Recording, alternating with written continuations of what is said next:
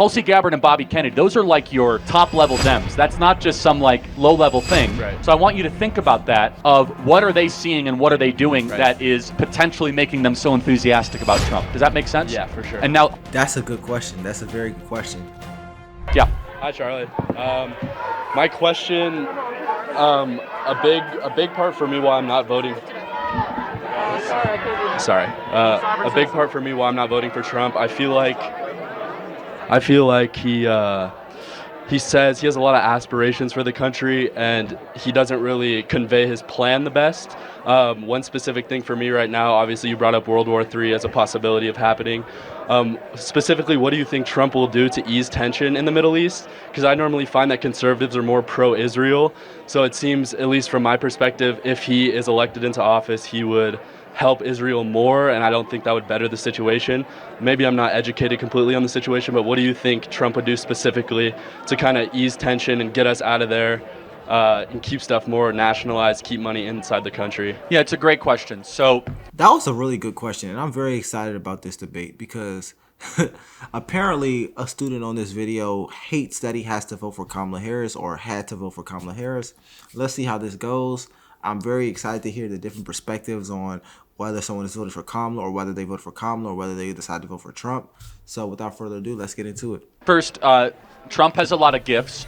Putting together detailed plans is not something he's focused on. However, unlike in 2016, you see the guy laughed there. You can come up to the mic anytime. Oh, no, I'm just observing, sir. Yeah, you're just laughing with a mask on. Right. So he already showed us for 4 years what he does. So we see what he did. And so he brokers peace through strength. He comes in with a very strong-handed approach, brings the people in the room. For example, when he was president, we had peace in the Middle East. We had the thing that called the Abraham Accords. I encourage you to look it up. Israel, Saudi Arabia, the UAE had peace and actually had amazing tensions that were going down. We also, Vladimir Putin did not invade Ukraine when Trump was president. So President Trump, he will not come together with this 9-point plan because that's silly for many reasons. Instead, he'll give you principles and guiding direction of what he'll do. But more importantly, guys, the guesswork is not there. He did it for 4 years.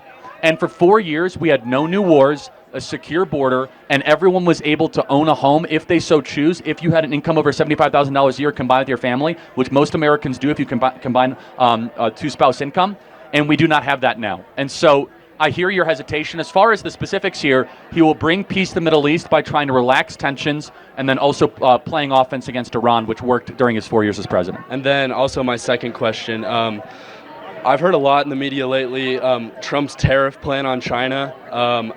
At least from my research, I've seen that would drive consumer prices up in the United States. And I know a big thing and a big talking point for conservatives is obviously driving prices down within the country. What other things would Trump do to drive prices down? Because like that one big thing obviously is something that would drive prices up. I really do enjoy the students' questions because one thing he does that is actually surprisingly very rare is that he asks real questions. I can tell that he at least did some level of research on who he wants to support. And he's asking those type of questions.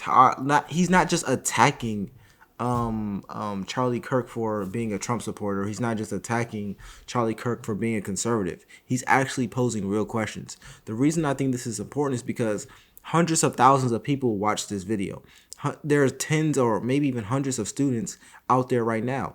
They're learning a lot about politics and they're learning a lot about the economy. But when you just don't go out there and spew insults, nobody's learning anything.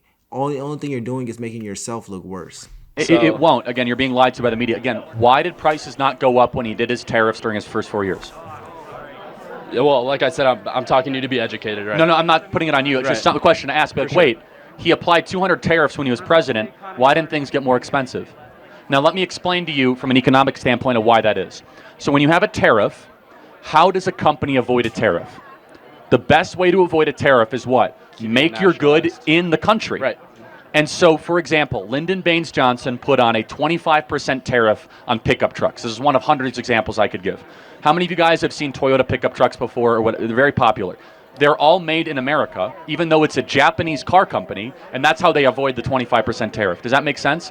So when you're the incumbent economic power, you should use tariffs as a way to try to drive manufacturing and production back and re-domicile it. What will Trump do to lower prices?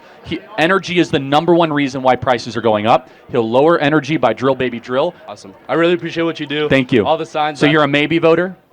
I'm definitely leaning more left. Obviously, another big thing for me, I don't really like the way Trump presents himself. I think he can be more sort of egotistical. But let me ask you a question. For sure. I don't see it that way, but I'm not going to convince you. Yeah. But let's pretend Trump is egotistical. Okay. Let's pretend he's a narcissist and all this stuff. Whatever, yeah. But then the other side is super calm, brat summer, good vibes, right? What I'll say to you, I hate to be a liberal voting for Kamala Harris, and I think that is a pretty big understanding from the left. I don't think, like you said, there was no vote. There was no process, right? There wasn't, and I agree with you, and I think we have more middle ground on that than a lot of people think. I don't like to be in this situation at all, and I think the choices are horrible. Let me give you something to think about. For sure. So you're more of a liberal-leaning guy. That's great. Tulsi Gabbard, do you know who she is? Yes, I do, yeah. She was the former co-chair of the Democrat Party. Right. She's endorsed Donald Trump. Bobby Kennedy, the first Kennedy ever to endorse Donald Trump, to endorse a Republican, Donald Trump. Now, those are two Democrats. Right. If they were here, you would agree with them more than I would agree with them. Right. Yeah, okay? Yeah. But they've endorsed Trump. Why? Because they see Trump who does protect freedom of speech, that does protect us against this lawfare regime, that does try to end the wars. Yeah. Again, Tulsi Gabbard and Bobby Kennedy, those are like your top-level Dems. That's not just some like low-level thing. Right. So I want you to think about that, of what are they seeing and what are they doing that is potentially making them so enthusiastic about Trump. Does that make sense? Yeah, for sure. And now, That's a good question. That's a very good question. He brought up Tulsi Gabbard. If you guys don't know, I did a few videos on Tulsi Gabbard, and honestly, I didn't know who Tulsi Gabbard was. I had no idea. The only time I knew who she was she was talking to Bill Maher, and I just recently did a video where she was actually debating Kamala Harris. So I didn't know who she was. I do know now that she is an advocate of Trump, or she's on his campaign, or she's on his not his campaign, his cabinet.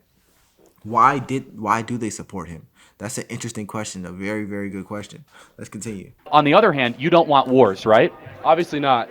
Who's Kamala Harris courting? Well, that's the thing Dick too, right? Cheney? Well, like I said, she's not going to do anything better, right? She's not going to. Well, it might be even worse, right? But like we're in such a unique situation, in my opinion.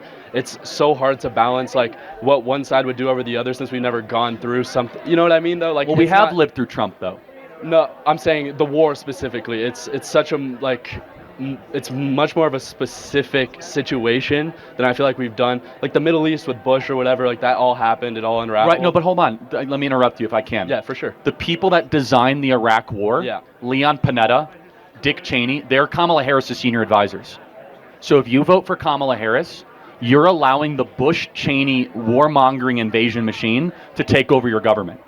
As a liberal, I know you don't want that. Well, no, obviously not. So I know that you lean more to the left. I want you to think about those things, and I want you to maybe almost consider doing the unthinkable and voting for Donald Trump. Just think about it. Okay. I got you at a maybe? Maybe. All right. God bless you, man. Thank you very much.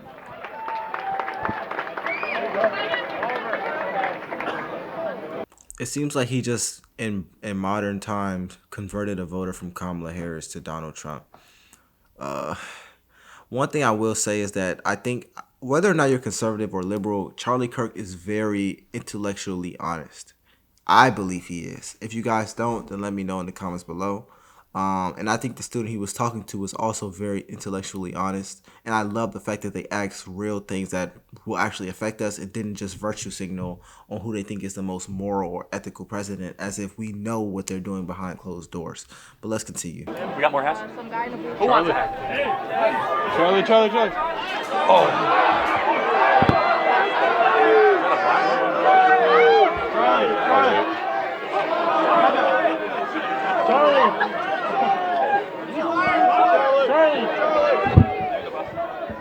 Trump 2024, y'all. I love that. Let's go. No tax on overtime, no tax on tips. Hey, everybody, remember to subscribe. So that's the end of the video, guys. Let me know what you guys think in the comments below. My name is LFR Jojo, and I'll see you guys in the next one.